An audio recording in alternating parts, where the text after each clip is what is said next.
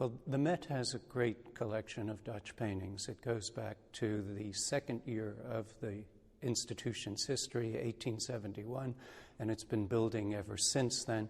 We have 228 masterpieces from the period 1600, 1800, most of them from Rembrandt's lifetime. And of course, we're celebrating his birth in 1606, so it was his 400th birthday last year, and the publication of the first catalogue of all the Dutch paintings. Normally you see about 70 of them in our galleries. Now you see them all. We don't need to just move the Dutch galleries from one place to another and amplify them. As a matter of fact, there are 4 locations you might find Dutch paintings. The main gallery's storage, the Linsky collection, the Lehman collection are all separate. And in this installation, we are organizing things according to the year of acquisition in a broad way. So we see waves of, firstly, the 1871 purchase, our president Marquand, who gave us 37 paintings, the great Altman collection, and we are in the Altman gallery right now, and on right up to the last acquisitions of, as it happens, 2005. In terms of subject matter, the main point about Dutch painting is that it was made for private homes.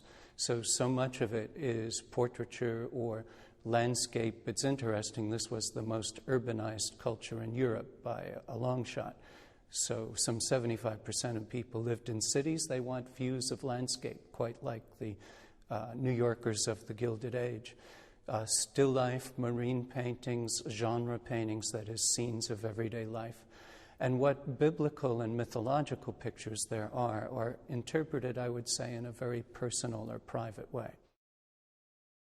The great artist of the period is Rembrandt van Rijn, who worked mostly in Amsterdam.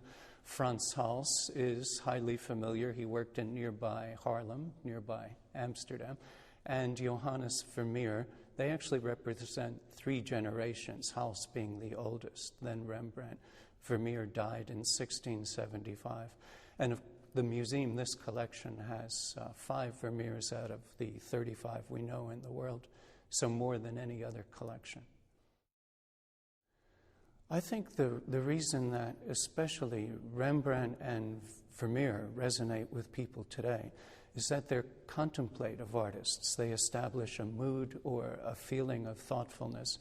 You take a work like Aristotle with the bust of Homer, and this is an ancient philosopher who looks like a Renaissance gentleman, and he's puzzling out the relative values of material and spiritual things.